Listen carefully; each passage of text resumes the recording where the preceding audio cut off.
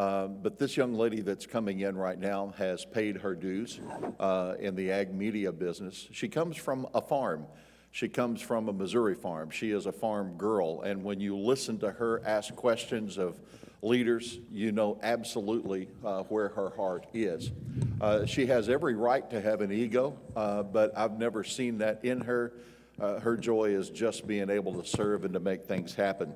Tyne Morgan started broadcasting in radio when she was 16 years old. I have a face for radio. She does not. She was selected very quickly to be on the road nationally for Ag Day and for the U.S. Farm Report. And in 2014, Orion Samuelson is a fabulous guy, but she becomes the 4th host of the U.S. Ag Report and is the first female in that position, and I don't think they could have picked a better person. Ladies and gentlemen, would you join our friend Tyne Morgan?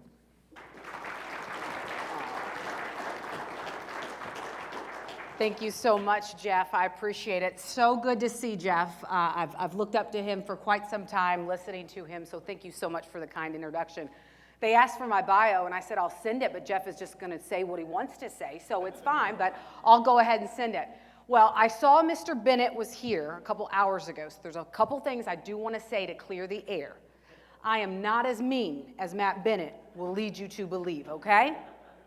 And even though I'm from Missouri, and I am a proud University of Missouri grad, Mizzou grad, there are some decent people that come from the University of Missouri, okay? I also want to say that because Matt always, I'll ask a question, he's like, man, you did attend the University of Missouri, didn't you?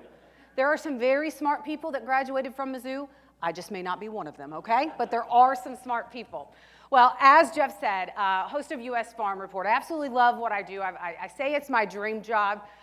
You know, sometimes you think, oh my gosh, how much longer can I be on the road every week and do this? But it's things like meetings like this, getting to see you, folks like you in the room, and really making sure that what we are talking about matches kind of the challenges that you're facing or the opportunities that you're talking about. That's what makes the job worthwhile.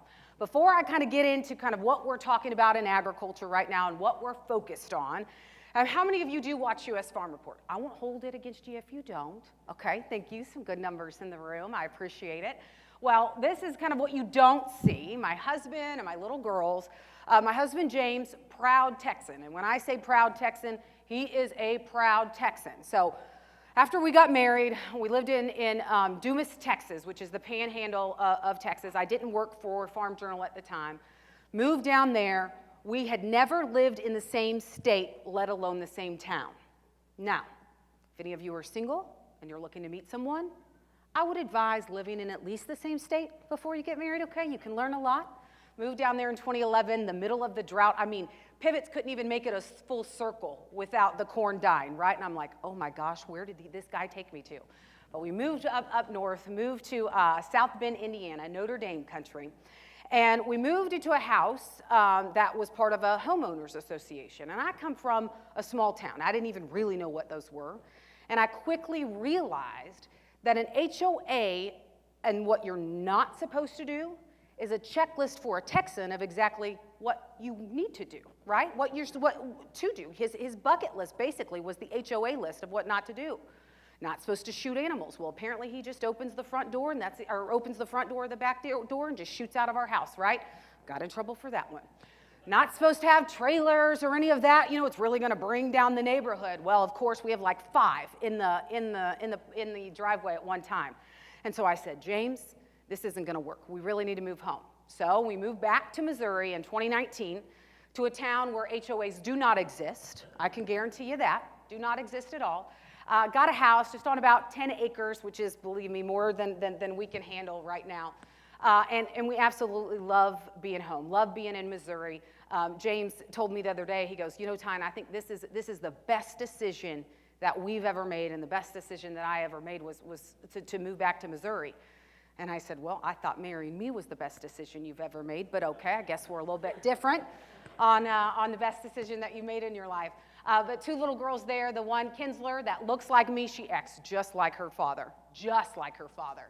And then the one that looks just like my husband acts just like me. So that one, we went to a Mizzou game this fall, had so much fun. I mean, just taking them, it was a blast. It had rained, and so we were able to go that weekend. So we get there, you know, it's a busy day. When you go to an Illinois game, it's busy, you're tired. They're 6 and 7, so they're exhausted. We get home, I'm trying to convince them to go to bed early because, believe me, I am tired as well. So I tell a little bit of a fib to get them to go to bed early, and my youngest, the brunette, comes up to me, and she knows it's a fib, and she comes up to me, she goes, Mom, is that your first time lying? I kind of look around, and I'm like, yes. And she goes, I thought so. I'll keep it between us. And I'm thinking, oh my gosh, I'm not going to survive these teenage years. There's no way I'm going to survive these teenage years. But, you know, as you look at U.S. Farm Report, John Phipps, I know a familiar face to many of you, Illinois farmer, even if you do not agree with what he says on the show every weekend. Matt Bennett, believe me, calls me often and lets me know he does not agree with John Phipps all the time. John Phipps was instrumental in helping the transition and me take over the show. In 2013, he decided he wanted to kind of semi-retire. He was driving 3.5 hours one way every week to host U.S. Farm Report. And, you know, just kind of got tired of that 7-hour round trip every week. And so he decided that he wanted to semi-retire and wanted me to take over the show. Now, you think back to 2013, and it's not that long ago, 9 years ago, but then there weren't a lot of female hosts. And John Phipps had said, you know, I was kind of writing the show anyway, and he said, I really want Tyne to take over. And I think there were a lot of questions then. Can she do it? I was not even 30 years old. I was young. Does she even have the ability to host a show like this? I mean, U.S. Farm Report's been on the air since 1975. I'm the 4th host. Not a lot of change. And I'm not sure if it's because our viewers don't like change or the people that on our leadership team don't like change, but we just don't have a lot of change. So it took a while, but John Phipps was instrumental in making that transition happen. And even on his own farm, he says, you know, some of the stuff that he learned kind of in our transition, he's taken back. Aaron, his son, has taken over more of the day-to-day operations and some of the decisions. And so John Phipps will forever be a mentor, and I will be thankful for him because really I had the opportunity to take over, which I finally did in 2014, a week after my maternity leave. Remember, this had been a year in the works. But I do not suggest taking on a new role a week after maternity leave, all right? A little too much pressure. But since 2014, I've been hosting the show. I enjoy it, and I still talk to John Phipps every week, so it's great. But when you look about how much has changed since 2013, 2014, you know, when you think about it in the TV business and in ag TV specifically, and you look back at agriculture overall, I mean, think about the roller coaster ride that you've been on since 2014. You look at the Ag Economy Barometer that comes out from Purdue and CME each month, and I mean, it shows the roller coaster ride that you've been on, which you can look at corn prices, and that'll pretty much tell you exactly what farmers are thinking at any given time. But this is also the net farm income outlook really for this year. And when you look at 2021, so looking at the crop that you had just harvested, and these are projections, we'll kind of get another look from USDA, I think it is next month.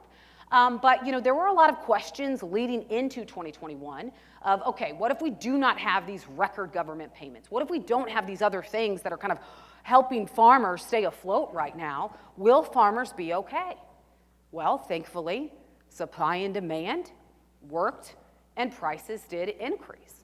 But as you talk, you know, talking to farmers and ranchers all across the country right now and looking at net farm income, a lot of economists say that, you know, that actually, you know, places like Illinois in the Eastern Corn Belt for last year, so not this one, but the year before, net farm income actually wasn't as strong as what we expected due to some yields in some areas and some other things, but they think net farm income for the 2021 crop is actually going to be stronger in the East because, you know, the West drought and things, even though we saw some amazing yields in the last USDA report. But no matter what, I'm sure you look at this and you're thinking, yeah, prices are great. Yeah, I just heard Matt tell me that corn was going to $8. That's what he said, right? And soybeans 20? That's what he told me. I'm kidding. Don't write that down. Don't tell him I said that either. But when you look at kind of where prices are today, I know there's still a lot of concern on your mind. And the concern right now is with inputs. And the concern right now isn't just with the price of inputs, but sourcing inputs. And we've never been in a time, you know, talking to a lot of people right now, and, you know, you go back to the trade war, which seems like a century ago, not just a few years ago, but you go back to the trade war, and we talked about the uncertainty with demand, the uncertainty that this trade war was really creating. But now, Some of you may argue there's more uncertainty today than there was then because there's uncertainty with products. And am I going to be able to grow the crop that I want to grow based on the inputs that are available and at what price? You know, we talk about supply chain and all of the challenges that we've had. And in the past, when you look at inputs, it's always been, yeah, we'll be able to get it, but at what price? This year, it's not even at what price. Is North America in total, not just us, but you look at Canada as well, but is North America really going to be able to secure the supplies that we need? And that is a big question mark, even right now, heading into spring. But you look at the net farm income picture, and thankfully, commodity prices were pretty strong last year, and I'm sure some of you that were able to sell right off of the combine, you were maybe happy with some of the prices that you saw. But now we're really seeing this momentum with ag tech. Not only because now maybe you have, you know, when we ask a question, this was a Farm Journal survey, we asked the question, what is the biggest barrier for you purchasing some technology that you're interested in? And the biggest barrier has always been, number one, price, right? So maybe if you have a little bit extra that you can invest in something, now you have some ag tech that you can invest in. Now with the net farm income picture, and if you had some great yields, talking to some Illinois farmers that had some amazing yields this past year, maybe you do have that you want to invest in ag tech. So really, you know, the thought is that now we're going to see ag tech, really it's going to be this train that now is barreling down the tracks. But in this survey, we asked the question, what percentage of your farm data do you analyze annually? And only 32% of farmers analyze either 75 to 100% of their data annually. Only 30%. Think about the opportunity there. And then to ask the question, do you believe data benefits your farm both agronomically and economically? Well, 43% said yes, but 43% said yes, but haven't seen it pay off yet. When you look at the ag tech and you look at this divide, and Chris Bennett, who writes for AgWeb and Farm Journal, just an amazing writer, he did a feature on this just last week. But you know, you look at all of this investment that has come in, and it's been a little bit of a disconnect, right? You had the Silicon Valley, these entrepreneurs that are coming in and thinking, oh, we're going to solve all of agriculture's problems. But the problem is that the challenges in California and some of these states that they were based in aren't necessarily the challenges that you face here in the Midwest.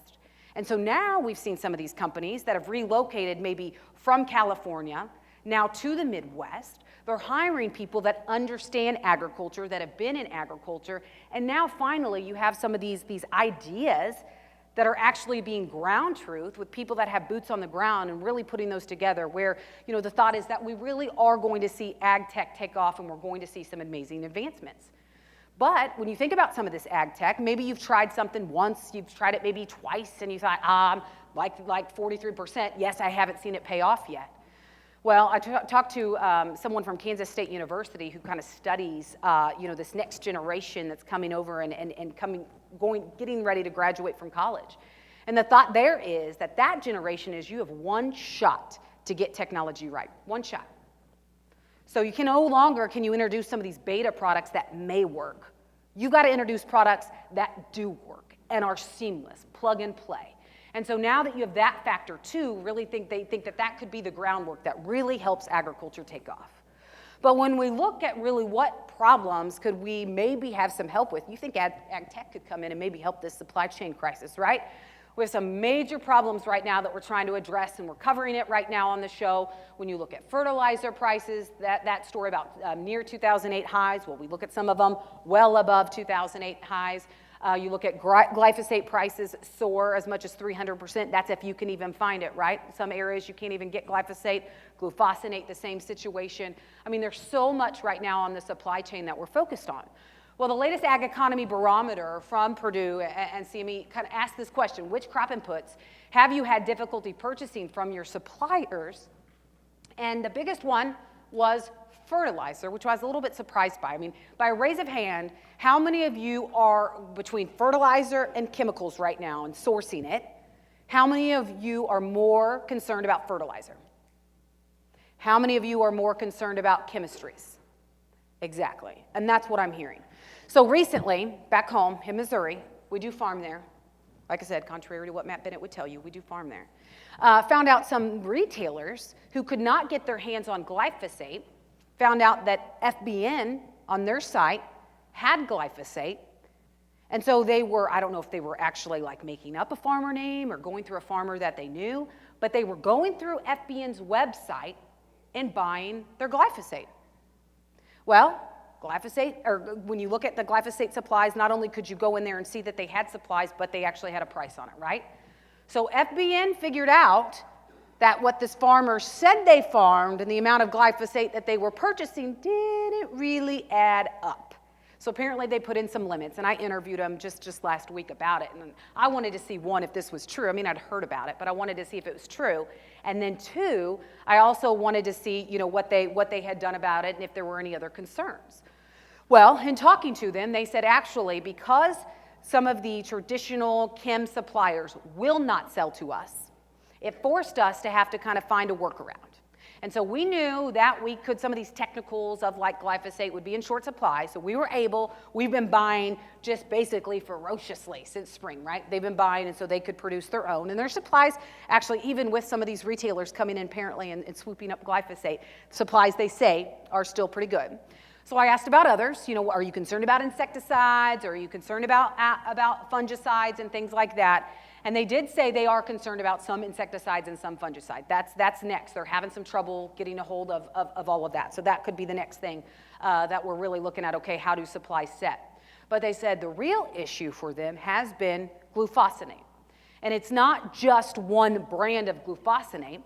They said they buy off of the international market, and apparently Brazil has eaten up 80% of the international glufosinate supplies. And so it's not just here that's an issue with glufosinate. You have Brazil that's eaten up 80%. And you think about supply and demand. We knew supply was going to be a little bit short, but demand had been really high last year, so there's those factors. But now you have Brazil coming in that's eaten up 80% of the international glufosinate supplies, and that's also why we are having some issues right now. So I know it's concerning. We're trying to follow it as much as we can and just get a real idea from some of these chemical companies, okay, really how do supplies set? But if you go back to the hurricane, and you remember the hurricane that came in this year that really impacted our exports in the Gulf, well, it took a Luling glyphosate plant offline, and so we were already having issues getting some of these technicals from China anyway that are used for this supply and to create these chemicals. Well, apparently that going offline for over a month it went offline. And I remember, I wrote a story about it. I saw the hurricane hit. I knew about exports. I knew that there was a glyphosate plant down there, and so I sent an email, and I'm like, okay, are you guys operational? It seems like everything's offline, and it was offline, so I did a story. It was during Farm Progress Show. I got an email telling me, one of their PR people said, wow, I didn't need a cup of coffee to wake me up. Your headline woke me up. It seems a little extreme. We'll come to find out 6 weeks later it was still online, so it wasn't that extreme, right? It's just the reality of trying to recover from the hurricane, and that really was not forecast, and that really did hurt glyphosate supplies, considering that one plant really supplies all of the retail chain. Now remember, FBN has a different chain that they have to go through to get some of their supplies, and so that is why a lot of your retailers are so short when it comes to things like glyphosate. But you look at fertilizer prices too, and I know by a raise of hands, a couple of you were concerned about supplies. But when I talk about fertilizer prices, how many of you are concerned about fertilizer price? Yeah, so back home right now in hydrous ammonia, $15.50. Is that about what you guys are getting quoted? Are you guys having above $15.50? You are 14? Well, 14.8, don't tell anyone, because that's lower than what I've been hearing, so just don't tell him. He said 1,600 is what he said, okay? He's not going to tell you who his supplier is. I feel like there's a drug deal going down right now. But last week, Texas A&M, so the same group that did that study about tax changes in Washington and what impact it would have on farmers. So Texas A&M, they were the ones that looked at the possible changes in Washington that we were talking about last spring and last summer. Remember, the transfer tax, stepped up basis, all of that fun stuff. Well, they were the ones that did that study that found that if these tax changes would go through, 98% of farmers would not have the cash on hand to handle these higher taxes if a death in the family or something should occur, right? 98% of farmers, that's what they found. Well, they just did 2 studies that they released last week on fertilizer prices. The first one was for Capitol Hill, and the question was really a lot of the why behind it, why are we seeing fertilizer prices increase? But they also found, when they looked at it at a farm level, that feed grain users overall, so farmers, feed grain, those operations, the average feed grain farm is seeing $128,000 in additional costs just from fertilizer. Just from fertilizer, $128,000. And that feed grain farmers, of course, when you think about fertilizer, that they were the ones that would be impacted the most. Now, they said they did not suggest to Washington that they do anything. That wasn't what this study was about. But they did tell Congress and the individual on Capitol Hill that asked for this study to be done. They did say that if you choose to act, PLC and ARC and these programs in the Farm Bill are not designed to really respond to a rapid rise in input costs. And so if you wanted to respond, there are vehicles and mediums that you could use to do that, and one of that would be CFAP. Talked to the chief economist at USDA last week, and I asked that question. I said, are you having these conversations with Secretary Vilsack? Does the secretary understand how big of an issue fertilizer is right now for farmers when it comes to price? And he said, yes, we've been having these conversations. He's actually used some things from University of Illinois and some of those budget projections that we have right now that shows profits right now. If you look at costs versus penciling maybe the FSA numbers, that you're looking at $6 per acre profits on corn compared to over $200 last year. And soybean prices, when you look at FSA using that metric as well as these budget projections from University of Illinois, that right now soybean projections are in the red. And he said, we are clearly talking about this to the secretary, and the secretary actually testified on Capitol Hill just this morning on the health of the rural economy. And the thought was that input prices and availability and all of that would be brought up. But just know that these studies right now, there is a lot of talk about it. And the other study was done for NCGA, and it was actually looking, and some of this on the right talks about it, that when you look at anhydrous ammonia specifically, they talked about some of the reasons, and you look at, they say that there's an 80% jump in nitrogen prices alone, which I know some of you would argue that on reality is it's been a little bit more than that because they used numbers from October. But they found when you look at the increase that we've had, which has been a $688 a ton increase in anhydrous ammonia prices from the end of 2020 through the end of October 2021, that during that time, natural gas prices only accounted for 15% of that increase. And so you ask, okay, well, then if it is this natural gas, and there are supply and demand factors, of course, that are at play, but really what is causing this increase? They say that is a question really that they've got to dig into more, but this was communicated last week, and state corn grower groups were actually the one that asked for this survey. So bottom line is, I know that this is, talking to some farmers, this is possibly your number one concern right now. Well, these studies are being done to quantify what this means to you as a farmer, and saying basically, if we continue right now, even with today's prices, we're looking at net farm income for 2022 really eroding quickly just based on the rapid rise of input costs that you guys are seeing on a local level. And not to mention land, right? I mean, that's not even putting land into the equation. So last week, I actually had an interview with Gina McCarthy. Does that name sound familiar to any of you? She was the head of the EPA under the Obama administration. Does that sound familiar now? So she's kind of known as the President Biden's climate czar. So they offered up an interview. They kind of, actually yesterday or 2 days ago, Clinton Griffiths interviewed Dr. Fauci. So we're getting some of these interviews, which is interesting, and I've got to go back. I was on the road, so I haven't heard it completely. But I interviewed Gina McCarthy, and she's talking about their clean energy projects, right? And I mean, there's a lot of opportunities here when you look at solar, and you look at also wind, and they're really looking at rural America as well as public lands. That's where they really want to build some of these clean energy projects. So she goes through the benefits, and we're talking through it, and I said, okay, but when you look at this past year, and you look at investors coming in to buy land, now it's more, it used to be 25% investors at an auction and 75% were farmers, buyers that were interested.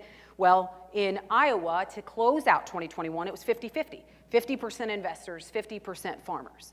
And there was a record land sale. That the reason it was a record is because this piece of land had a wind turbine on it, and this investor saw it as an income and a revenue stream that they were interested in, and paid, I think it was $22,800 an acre for that piece of land.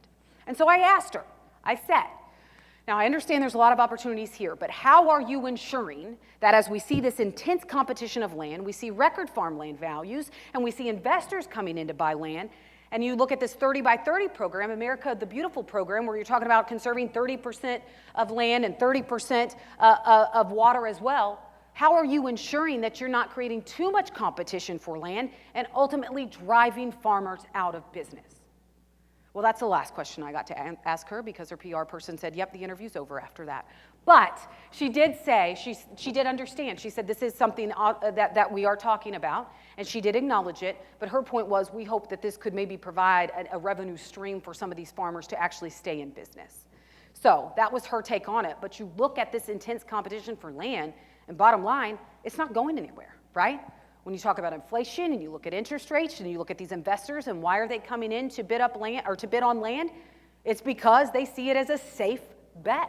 And so that's what they're doing, and ultimately it's just driving the competition for land. So when Purdue, the Ag Economy Barometer, asked what is the main reason you expect farmland values to rise, 61% said non-farm investor demand. And in Iowa, when I talked to some land appraisers that we'll look at next, when I talked to Jim Rothermich, he says that is exactly what we've seen. And we actually saw a record amount of land come to market in Iowa at the end of 2021 because there's some people that have been holding on to land for a while. Maybe it was their grandparents, and they saw the record land sales one after the other. They saw investors coming in, and so a record amount of land came up for sale because of that, and we didn't really see, kind of the storyline leading into that was, well, we've got, more interest than we do more sellers, right? More buyers than sellers at this point. Well, it kind of evened out, but farmland values continued to hold strong. And so these are just some of the Iowa. I don't have one specifically for Illinois, but I wanted to show this. This is for Iowa. And talking to some folks that are really focused on land values, their thought is that the Western Corn Belt land values went up at a faster pace than the Eastern Corn Belt, and now this next year we may see Eastern Corn Belt values go up more when you look at good farmland. And that's really what they're watching is what's considered good farmland, which I know in Illinois, all farmland is good, right? Yeah, so when we look at good farmland, that's really what their thought is, that this year we will see farmland values go up. Well, but when you look at ag policy and you look at now we're a year in to the Biden administration, and really when the Biden administration came in, there was a lot of thoughts of, okay, exactly what are their priorities going to be? With the previous administration, it's been trade, trade, trade, right? That really was the focus, trade. But we hadn't heard a lot about trade. And so we had the Biden administration come in, and the number one focus, of course, was pandemic recovery. They wanted rural revitalization, fighting inequality, also climate, as well as antitrust issues. And even today, I got a release that I didn't go through yet, but USDA sent out a release, and they were celebrating some of the things that they have done during their first year of office, fighting what they saw as inequality issues in agriculture. And that's not going to lose focus. From what we're hearing is that is going to continue to be a focus. Jim Wiesmeyer, who's our Farm Journal Washington correspondent, really focuses on policy, and he said, when you look at the previous administration, it was really focused on, kind of the larger farmers. And now we've seen that switch where now it's focused on the 80% of farmers that produce 20% of the products. And that's really how things have switched. And he says, I don't see that changing anytime soon. But there's a lot of questions now as you look at this year that's going to be key when you think about some of the elections. And Jim Wiesmeyer had said that if the administration would have been able to pass their Build Back Better plan, if that would have happened, the word on the street was that we would see Speaker Pelosi, she was going to retire, because if she retired before she was up for election, if she was able to retire, then she would be able to hand pick her predecessor. So I think that's still on the table. There's talks that may happen. It depends on what happens Build Back Better with that plan. But I'm telling you, in my interview last week with Gina McCarthy, I cannot tell you how many, I lost count of how many times they said Build Back Better. So it's obviously, it is full steam ahead. This is still something that they're trying to get passed. It may be scaled back. I'm not sure exactly how this will all play out. But it is still a priority for this administration, as are these antitrust issues. Any beef producers in the room? Anybody with cattle around here? Okay, a few of you. So I know a couple weeks ago, you look at last year and in the Biden administration announcing that they were really taking on competition in the beef sector.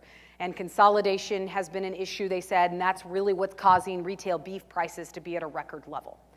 I never in my life thought that I would see someone at the White House stand there and talk about beef prices and cattle producers, nor did I ever think that I would see all cattle groups around the same table talking about the same issue and possibly getting on a similar page. I won't say the same page, but getting on a similar page, right? Because you think about a lot of these cattle groups, they really have not, they've been on different pages definitely and different priorities.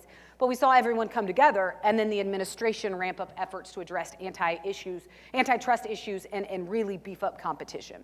And so after this announcement came out, there's a lot of talk about really, the amount of money, $1 billion, that's going to be focused on ramping up processing plants across the country, which would be great.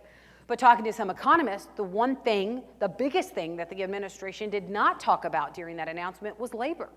It doesn't matter how many processing plants you put in rural America, if you don't have the labor to operate those processing plants, what's going to happen?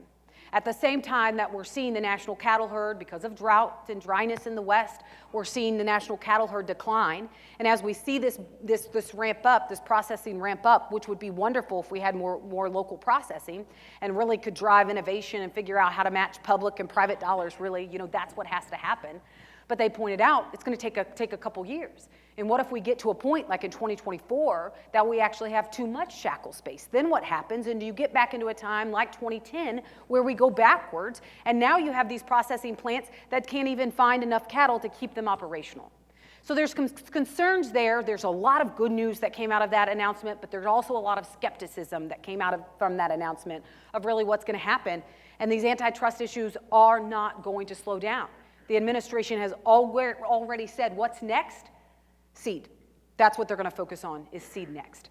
And so even though you don't own cattle, this is something that's going to be really important to watch because it could be impacting you as a row crop farmer next. Now, good or bad, I'm not sure. I'm not sure exactly how that's going to play out, but this could definitely impact because these antitrust issues, this is really something that this administration is focused on, and it could end up impacting your farming operation down the road.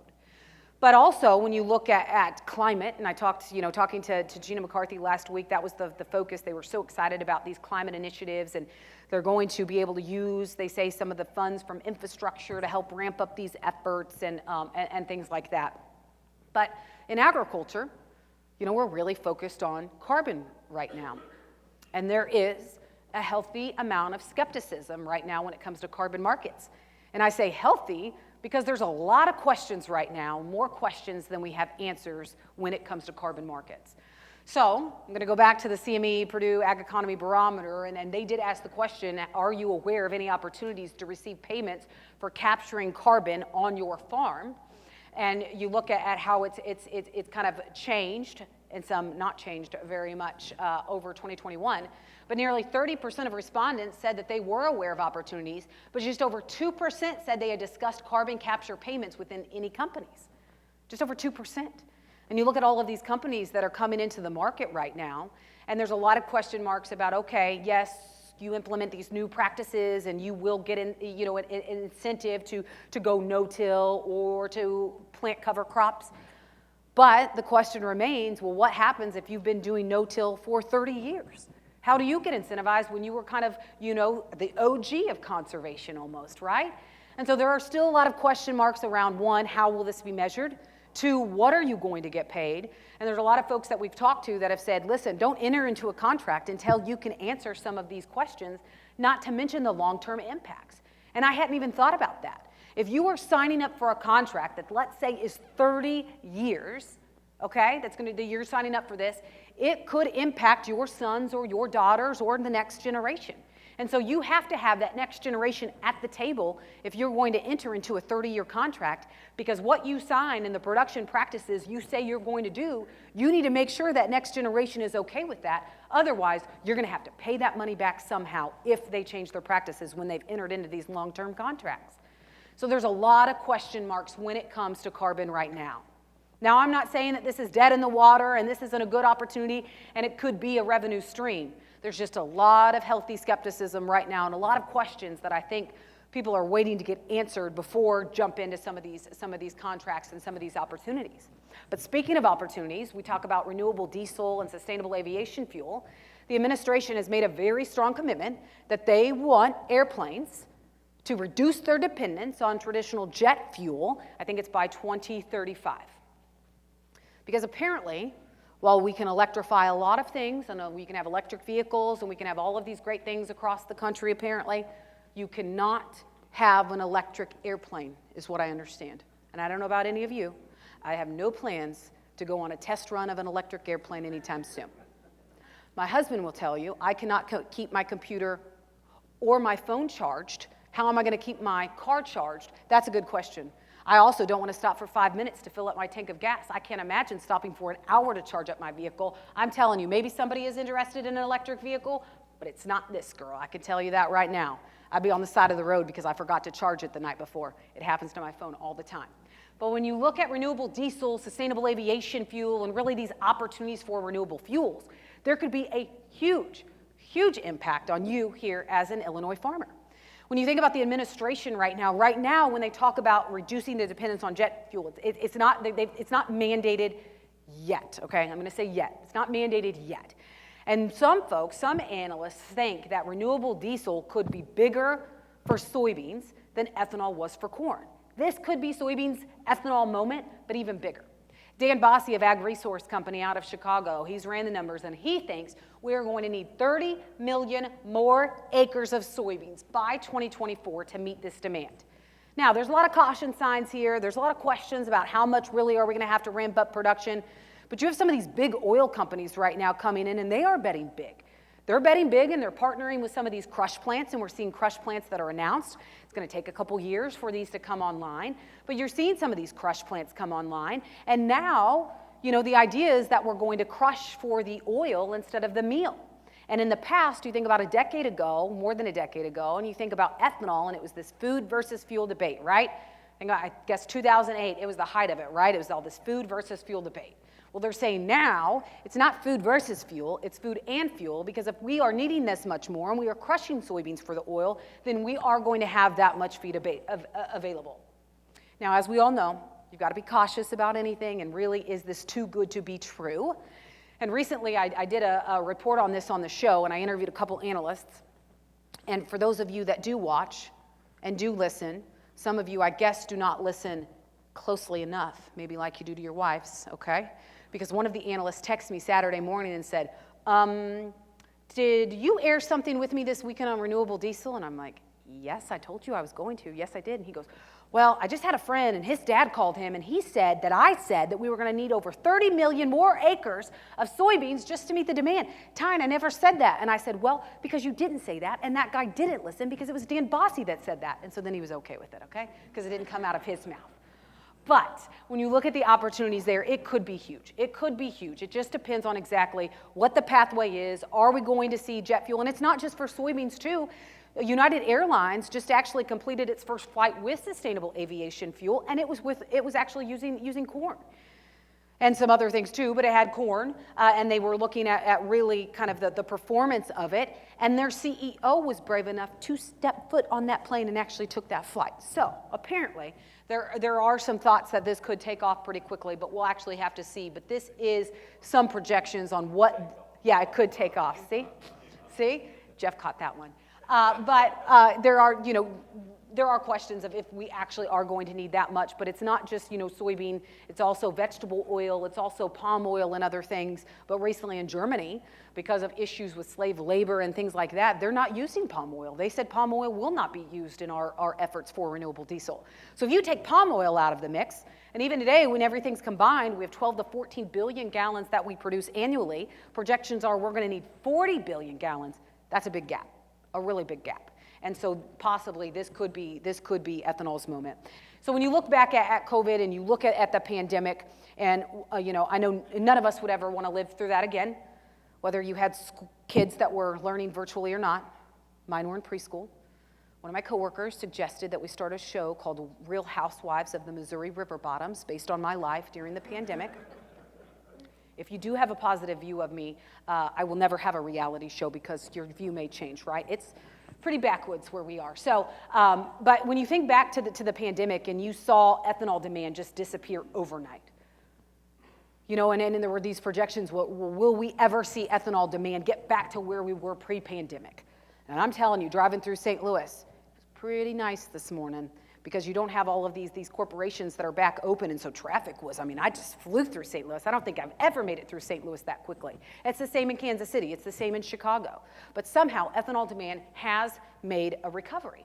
But at this period, right there, when that chart was taken, we were talking about $2 corn because ethanol demand had disappeared and we didn't know if we were ever going to get it back. It's March, April, May, that time frame of 2020. At the same time, we had a reality check and we were talking about food shortages. I remember even I was going into the store. We have freezer beef, we have freezer pork, our freezers are full. But I remember I was even questioning am I going to go to the store and be able to find such and such? We were questioning. And in agriculture, when you look back at what, a lot of the talk over the past decade to 2 decades, what is it going to take to get the average consumer to understand where their food comes from? Well, it's going to take for them to walk into the store and the food not be there.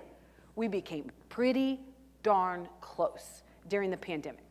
Apparently, the only thing that was left on the shelves was plant-based protein. Nothing against it, but I guess even when you think that the world's coming to an end, no one will buy plant-based protein. That's what was left on the shelf, okay? Just want to point that out. That's what was left. But when you look at the food shortages and you look at really, the impact that it had on a lot of areas, I was doing interviews with people, in California or people in Washington, D.C., and they could not believe that our life was going on pretty much as normal in some cases. Maybe not immediately in March or April, but things never slowed down. You still had to plant a crop, you still had to get your inputs, and thank goodness agriculture was deemed essential.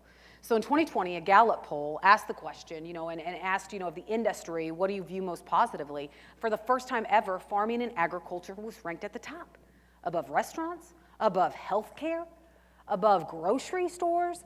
Farming and ranching was the top-ranked industry. And I think some of us never thought that would happen, right? And while, like I said, I would never want to go back to the middle of the pandemic, there is a silver lining, and that is that consumers and shoppers were reminded that people actually do have to grow that food. People actually have to process that meat, and there's actually drivers that have to take it to the store. It doesn't just wind up on the shelves magically. So while this was a positive, I've realized that people have a very short memory.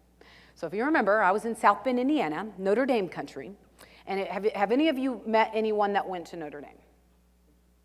Okay, I'm married to a Texan, and they have a lot of pride, but nothing compares to Notre Dame grads, okay, nothing.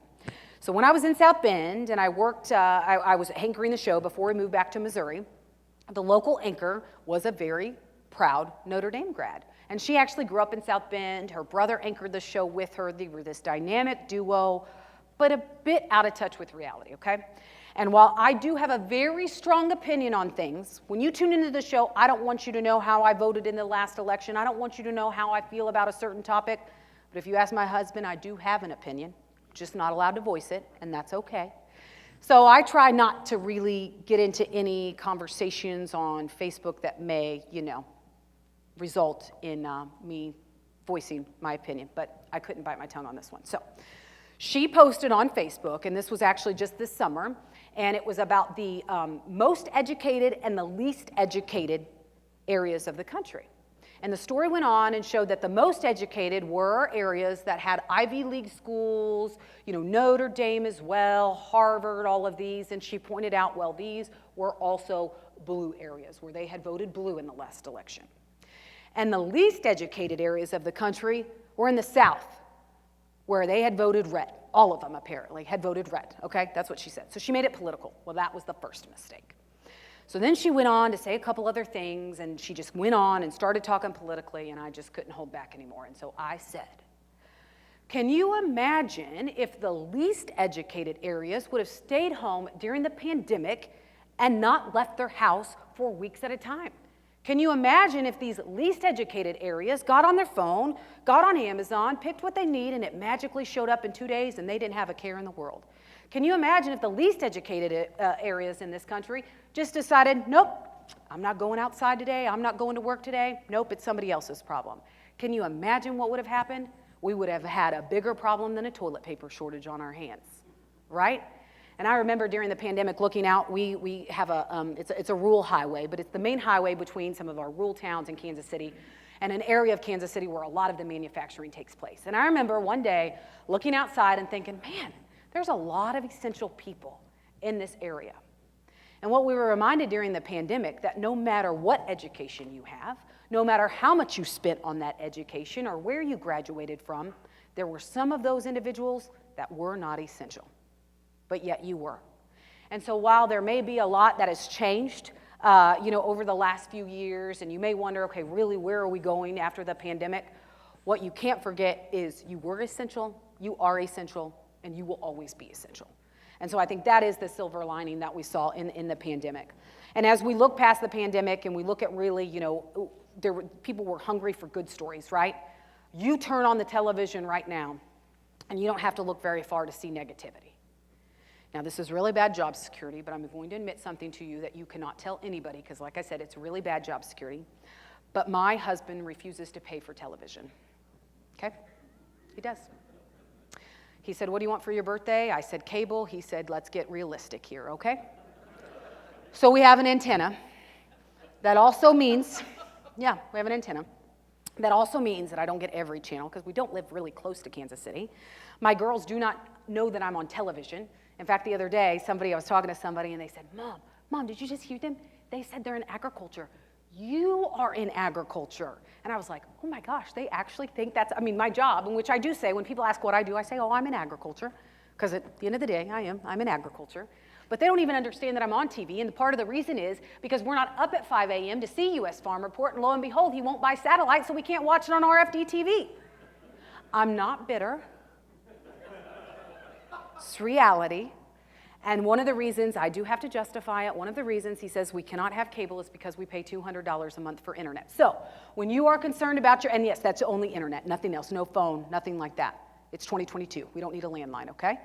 So whenever you guys think that you have problems and people don't understand how awful your internet connection is, I do. Because we pay $200 a month, then I still can't host a live event or virtual event from my house. I have to go into the office because the internet is that bad. But when you look at television and you look at the negative stories right now and you go anywhere, we turned off the TV. I'm in news and I don't watch the news. Now, do I read the news a lot? Yeah, I read the news a lot. And I read it on my phone, I look at different sources. The other day I was on the airplane and guess what? They had TV and satellite.